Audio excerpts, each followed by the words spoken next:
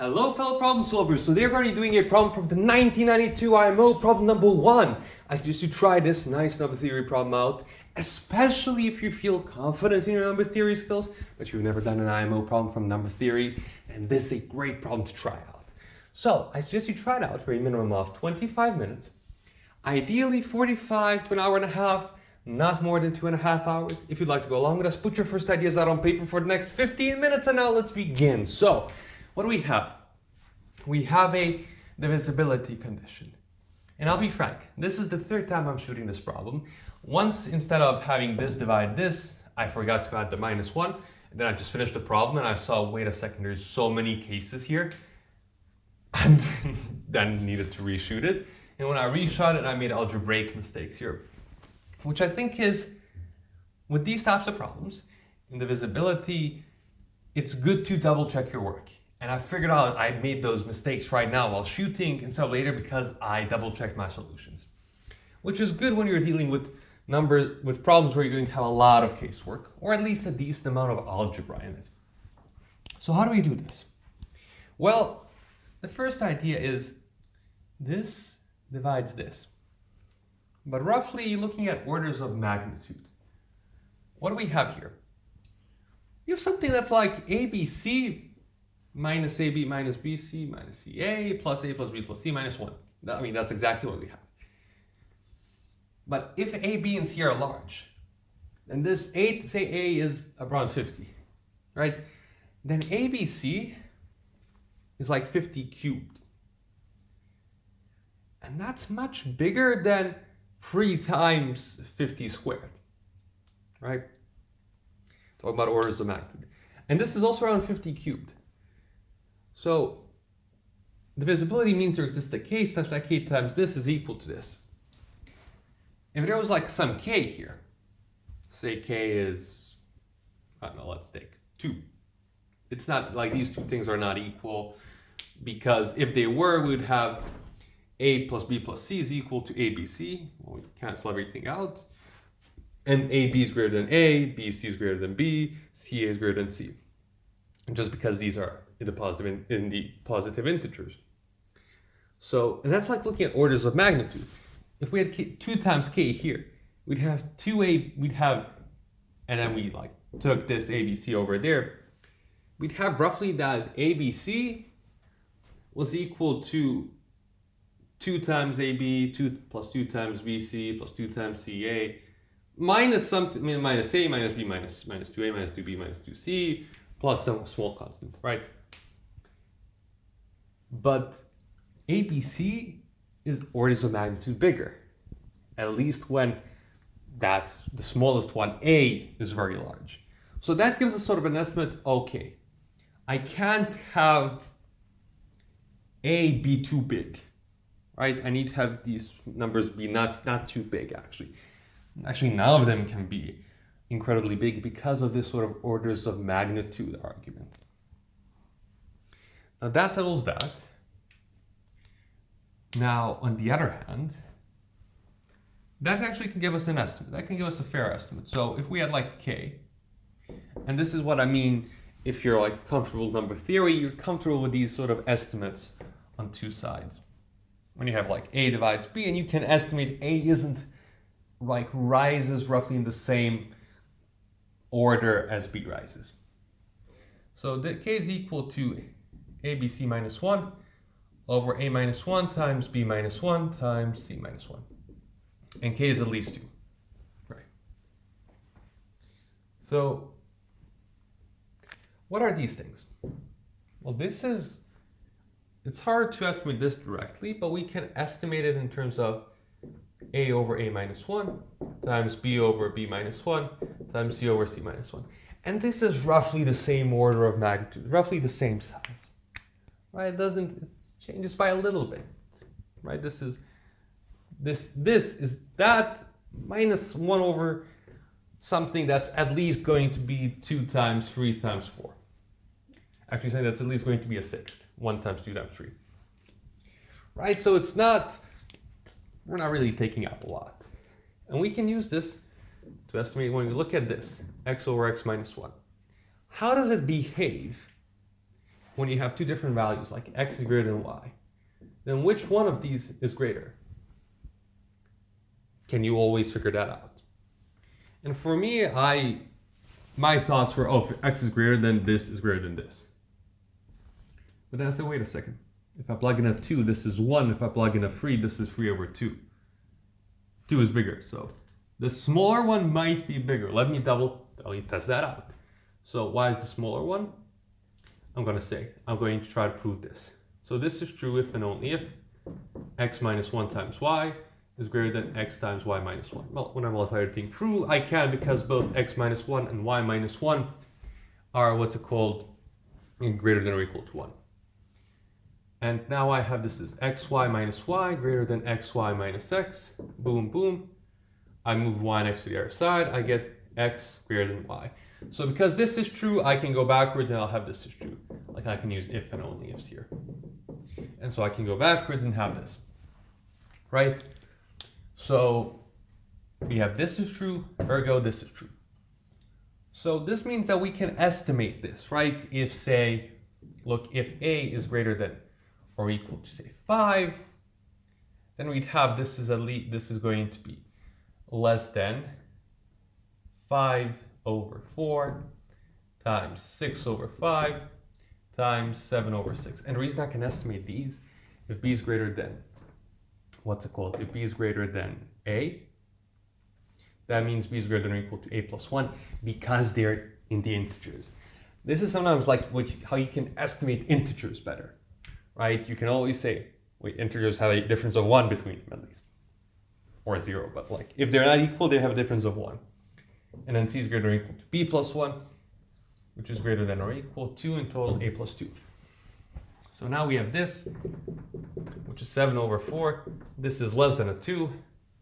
However, we have k is greater than or equal to 2. A contradiction here. So this means that a needs to be less than or equal to 4. But if also a was greater than or equal to 4, we'd have this is greater than 4 over 3 times 5 over 4 times 6 over 5, cancel out, is equal to a 2. But we still don't have like the correct estimate, because we have 2 is strictly less than 2. Contradiction. So that means a is either 2 or 3. And now we have some nice estimates.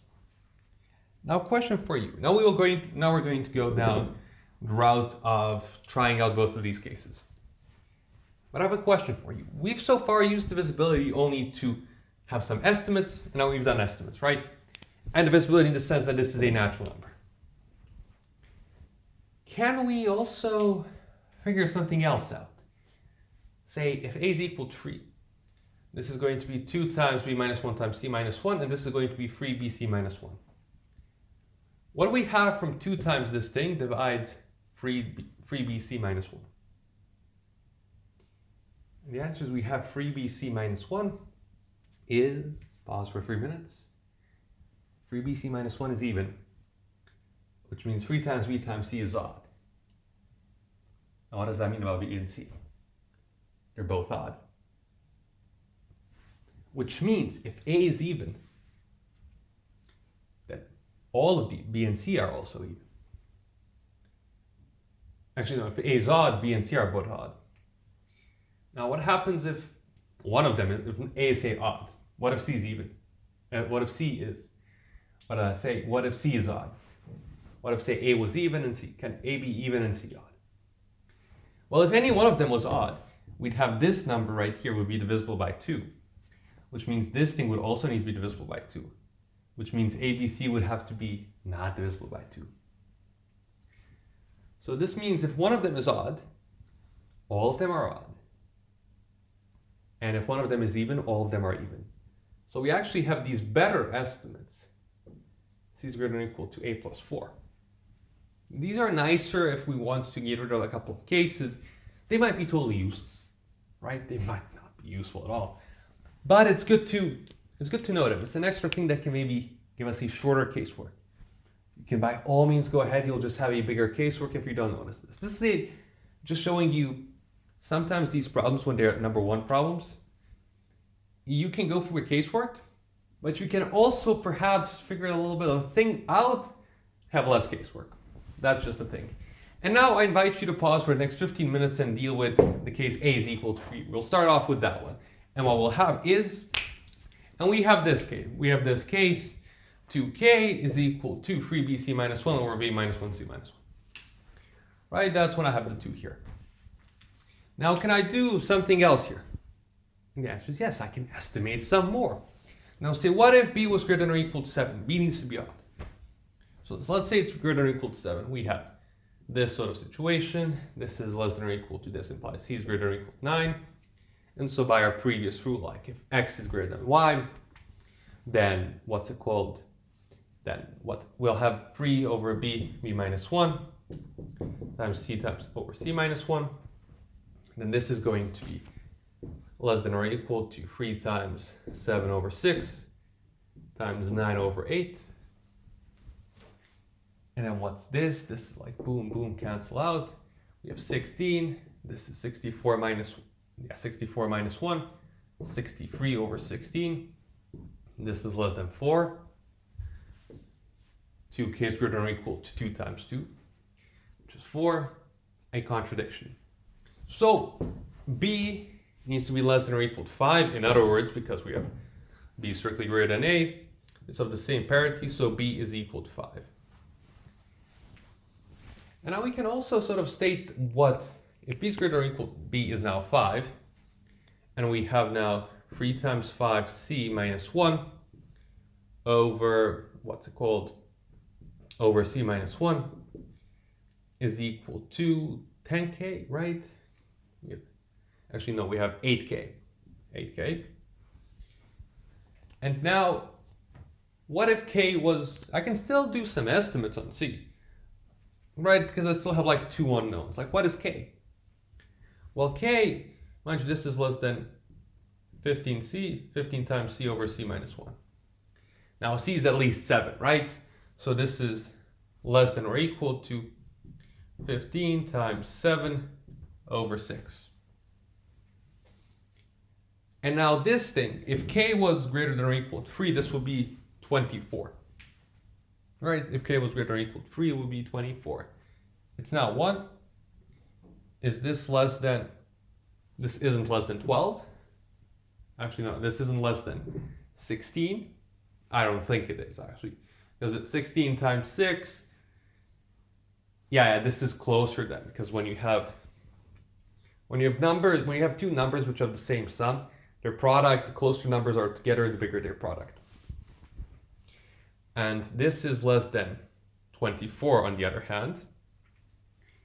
And so that, and how can I figure this out? I can just multiply things through to get, this is around 15 times 7 is 90, 105, right? Yeah, 105. 6 times 24 is 24 times 5 is already greater than 105. So we're good with this, is 120. So this estimate is good. And which means that k needs to be less than, this is 3 times 8, k needs to be less than 3. So k is equal to 2. And this is just like a quicker way of dealing with these cases, right? We could have also said like, okay, now do c minus 1, 8 times c minus 1 divides 15c minus 1, and then I can do something like casework. Okay, subtract once. Okay, subtract again. I have then 1 divides 8 minus c. Like, I could do that, but why bother? Why bother? Why just not do this immediately? And the idea here is just, I've used estimates before, can I use them again? Sometimes it might not happen. So now, what do we have? We have 15c, so k is equal to 2, which gives us 16c minus 16 is 15c minus 1. So c is equal to 16 minus 1. This is where I made my algebra mistake. I thought it was 16 plus 1 is equal to 15. And the solution is then 3, 5, and 15 for ABC. And now we need to move on to the next case, which is when A is equal to 2. And what happens there is, so what we have here is now that we could try to estimate this again. And if we try to say, k is greater than or equal to 2, we'll run into a problem. Why is that? The answer is, well, this is less than 2 times b, or b minus 1 times c times, or c minus 1. We'll cancel out the 2, we'll get bc needs to be greater than b minus 1 times c minus 1. That is always the case. So we can't really get anywhere with that. And I actually tried this, I was actually doing the problem and I tried this out, and this might have been a trap you went down.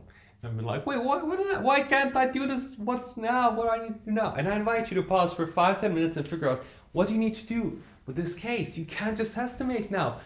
Are you going to need to, how are you going to solve this? What's happening? And the answer is, there's a lot of ways. You could just like subtract this from this. But I think to notice is, again, that parity thing we talked about. So A is even, which means B and C are also even. Which means this is an odd over an odd. Can an odd over an odd be even? No. Because then we'd have odd times even as odd. That's false by definition of the odds and evens. So this is just like you're trying out different sort of, the way you're getting to this parity argument.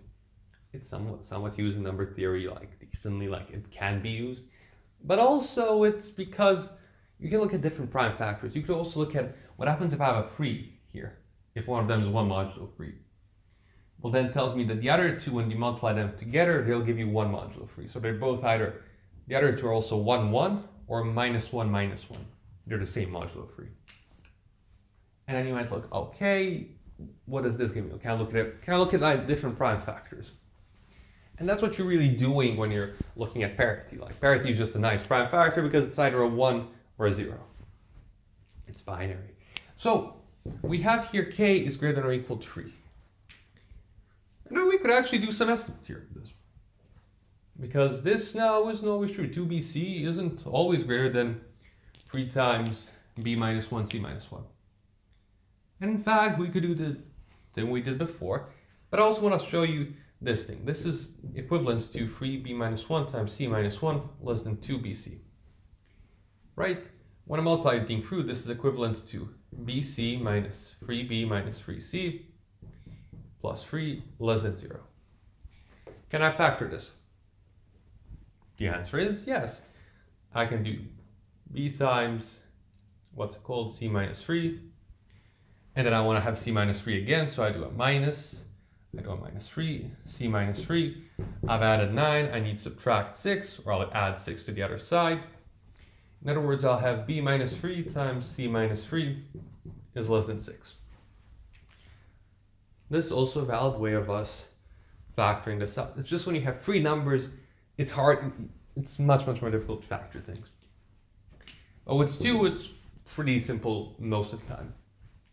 We could also do it with, we could have done something maybe with 3 of them.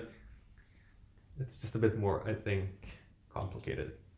But here it's like a times b is less than some constant.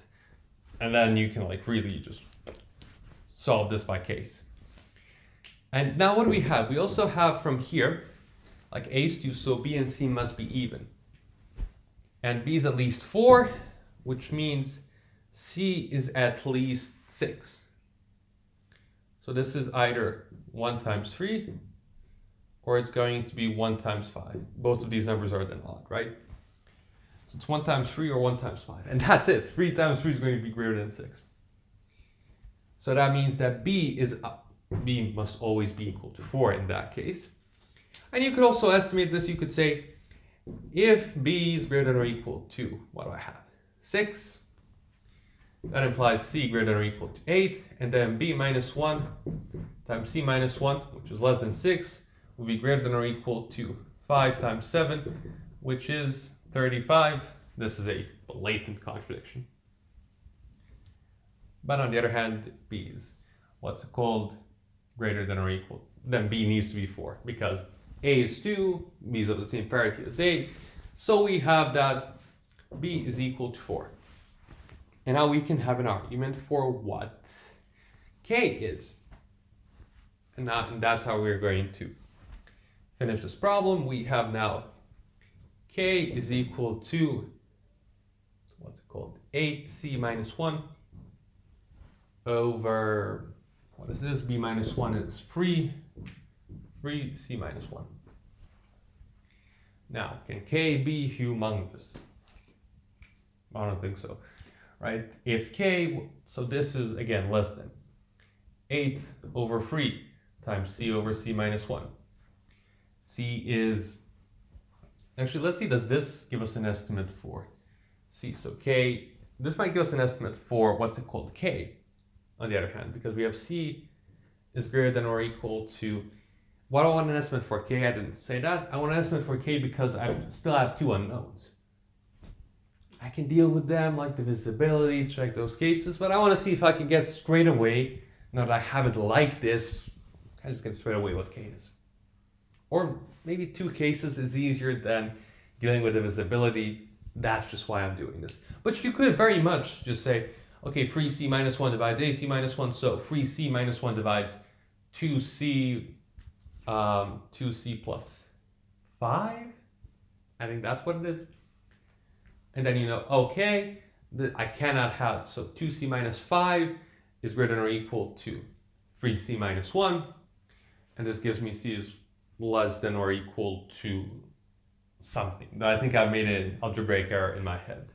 That's why you do this on a piece of paper or on the board. So C is greater than or equal to B, because B is 4, C is at least 6. And then this is less than or equal to 8 over 3 times 6 over 5. This becomes a 2, is 16 over 5. And this is less than 4. Right, so K is at least 3, we've said. K is odd. And so we have that K needs to be equal to 3. And now we're done with this. Now we have K is equal to 3. Like this implies that K is equal to 3. And then we have 9C minus 1 is equal to 8C minus 1, which implies that C is equal to 9 minus 1. Again, this is where I made my algebraic mistake. C is equal to 8. And then we have a solution 2, 4, 8. And that finishes up our problem. Now, what I would do, what I did when I was shooting this video like 15 minutes ago was, or more, was that I double checked my solution, which I think is something you should do, especially if you're in a competition. Just double check that you haven't made a mistake. The trouble is you might have made a double mistake. I had a friend, happened that once to her at the IMO. She made a double mistake which canceled out. And so she got the correct proof, but it was faulty. So that's a thing that you can't really help with. But if you just made one mistake, which is better than making two, then you will be able to figure it out that you made a mistake, and then you can maybe trace where the mistake was. And this finishes up our problem. Like when we test it out, we get 3 times. So this is actually 2 times 4 times 14 divides 15 squared minus 1. This is 15 minus 1 times 15 plus 1. Well, very good. And then this is 1 times 3 times 7 divides 8 squared minus 1. Again, this is 9 times 7. So we're good. And this finishes up our problem. It's actually quite cool. So this is just like a problem to practice that on, to see like, okay, when I have a divisibility like this, you look at orders of magnitude. This is just a heuristic. I don't know how to explain that better than it's a heuristic. You're looking at what is divisibility. It gives you an understanding of this is what divisibility is. There exists a case such that this is true. And then you understand, okay, roughly if I have like x to the power of 4, if I have 10x to the power of 3, and I have this inequality, 10x to the power of 3 plus 2x squared, right? This is like orders of magnitude matter here. Like this is less than 12x cubed if we're talking, say, for x greater than 1. And then I have, okay, this means x is less than 12, right? If I'm analyzing this. And that can give you ideas for what needs to hold true versus doesn't need. They can constrain your problems. And that's what's important. Sometimes when you constrain them, then you don't have an infinity of possible solutions, you get a small finite number of them. And then even perhaps those you can further down constrain, as we did with the parity thing. This finishes up our problem, and as always, thanks for problem solving.